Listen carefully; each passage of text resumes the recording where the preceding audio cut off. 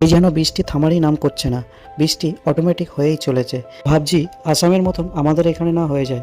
আর এই উটপটাং ভাবতে ভাবতে আমার যেন খিদে পেয়ে গেল।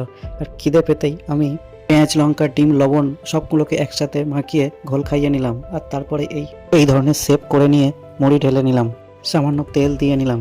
এই পর্যন্তই ঠিক ছিল। তারপরে হয়ে গেল লোডশেডিং। আর লোডশেডিং হতেই পাশের ঘরে গিয়ে দেখি জল পড়ে পুরো মেঝে ভিজে গেছে। আর এদিকে আমাদের টিনের চাল দিয়ে সমস্ত জায়গা দিয়ে জল পড়ছে। আর এটা ওটা নাড়াতে, এটা ওটা সরাতে গিয়ে খাওয়ার কথাটা ভুলেই গেছি। এদিকে বেডশিটের কভার, বালিশ, কাঁথা সব কিছু ভিজে গেছে।